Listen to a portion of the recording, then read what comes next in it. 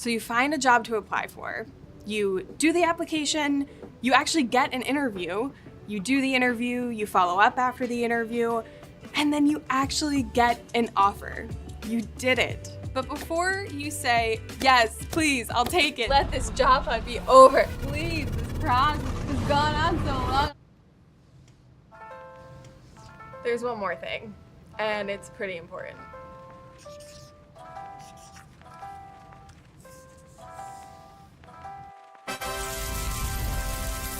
I've never negotiated a salary before. I don't want to do this video.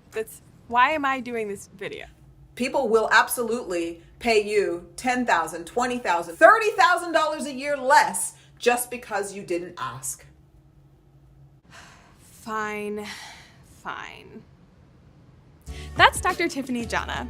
They're an author, speaker, and founder of TMI Consulting, a diversity and inclusion management consulting firm. Negotiating your salary is super crucial, especially early in your career. It really sets the bar for your raises and bonuses in the future, and it will even impact what others will make in a similar role to yours.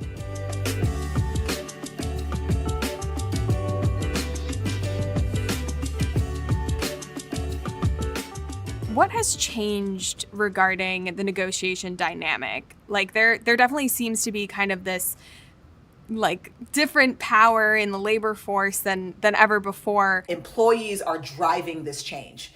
We are now standing up after being put on the front line of a global pandemic and being shown that corporations are literally willing to kill us for their profit. We're saying no más, por favor, right? We're done. We're absolutely done. Everyone who's negotiating needs to be able to stand in that power and recognize, no, I'm not an interchangeable cog in a machine. I am a unique asset. It is worth holding out to be treated well, to be respected, and to be appreciated for what you're bringing to the table. So the change is real. If you don't win here, you'll win over there. Look, I've never negotiated a salary myself. I know that this is really, really hard, but let's get into it. I'm inspired, I'm excited to learn how to do this, but I'm also kind of interested, how much have I lost by never negotiating? I don't think that you can generalize it, but I would definitely say tens of thousands of dollars. It's like, I love this new movement towards everybody advertising the job range for every job, because literally, especially if you're working for a for-profit corporation, the corporate imperative is to maximize shareholder value. And that means the less I can pay you, the more the shareholders get.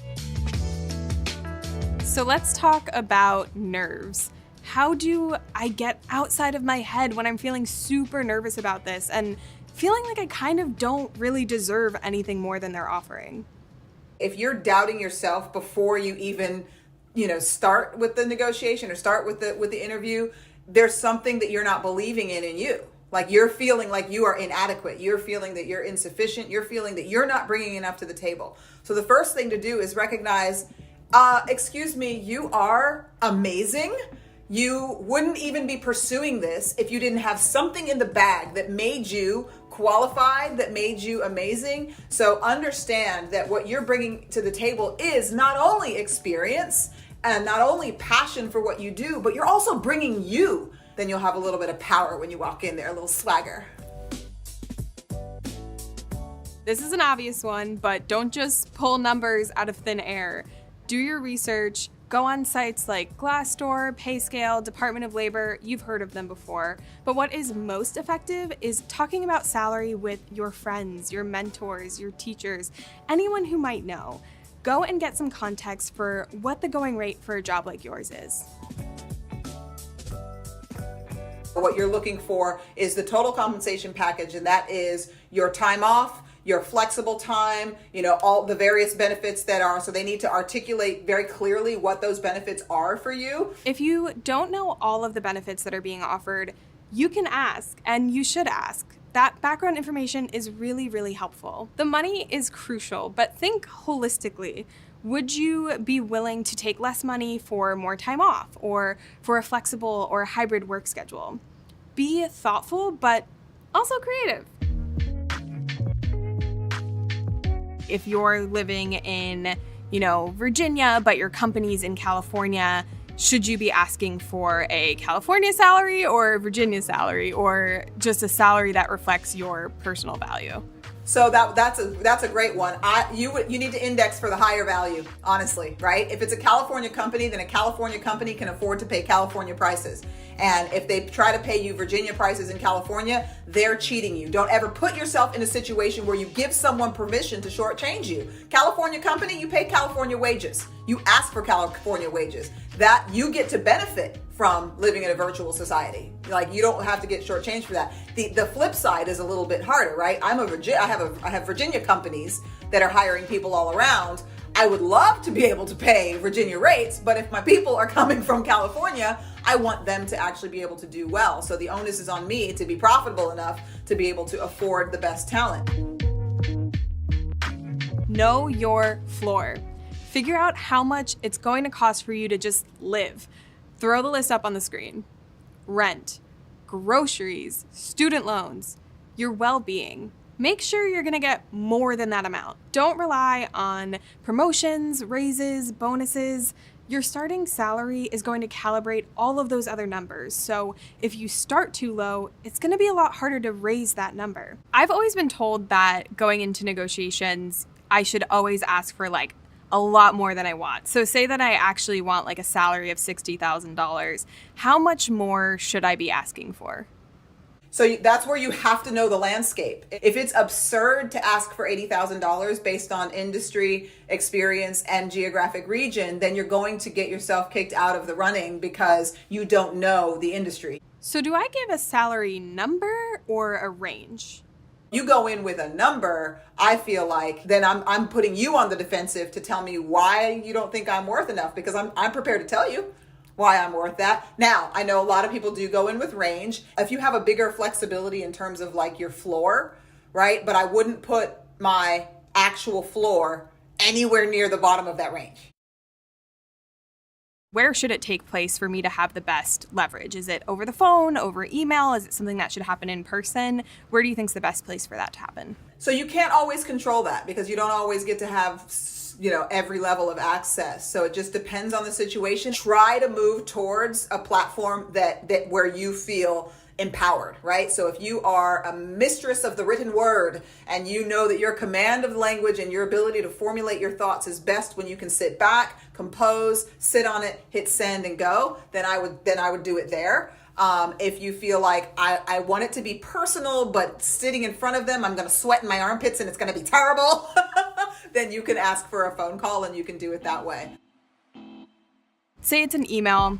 How do I respond back? Is it just like, well, 75 is what I asked for. I can't really budge on that. Or is that where I start to build the case? You would say, thank you so much for the offer. I was really looking for 75,000. Can we discuss the total compensation package? That shouldn't be a long email, shouldn't be a lot of stuff there. But what you're saying is, all right, I said this, you're saying this. There's a lot in between those things, including how I get to work, where I get to work, how much time I have off. But what do I say? This is not the time to be shy. This is when your introvert is not your best friend, right? You gotta bring those big guns out and say, okay, oh my gosh. So you're looking for somebody with, positive energy, who's, got the right number of years experience. Like, I've got that. And then you reiterate it to them. You say, this is really exciting because it's exactly the kind of thing I was looking for. I know that I can do this because here are the ways that I feel these things. And then look for their concerns. Look for the things that they are afraid of. Look for any reasons that you could see them justifying paying you less. Say, I've done a fair amount of research and I understand based on the people that I've talked to and the research that I've done that this role commands, anywhere from 60 to 90,000. Every negotiation expert will tell you this, and it's a tough one. Like, I cannot even picture myself ever doing this, but if it gets to the point where you're not getting what you want, you have to be willing to walk away. You actually have more power when you walk away. Right? When you're the person who was the best candidate, who they were willing to go back and forth and back and forth and back and forth with, and you finally said, you know what? Thank you all for trying, but this is not going to be what I need. They're going to remember you. You're going to build a reputation in the industry as the one who didn't compromise their standards. and then you're going to go and get an amazing job somewhere else. And that's the thing that we think that there's scarcity, so much scarcity, because we're scared not to have the job. And you can always find a company that's willing to value you. And that's what I see it as at the end of the day. Do you value me and my presence and my experience and what I bring to the table? If you feel like these people don't value what you bring, I don't care how much money they give you. You shouldn't go. All right, let's recap. Don't let nerves get the better of you. Do the research. Know your floor for how much you need to make. Remember the whole compensation package. The negotiation will most likely not be in person, but if you want to take the negotiation to your strongest medium, go for it. Phone, email, whatever you feel most comfortable. Bring positivity and research to back up your salary ask. If you can't come to an agreement, always be ready to walk.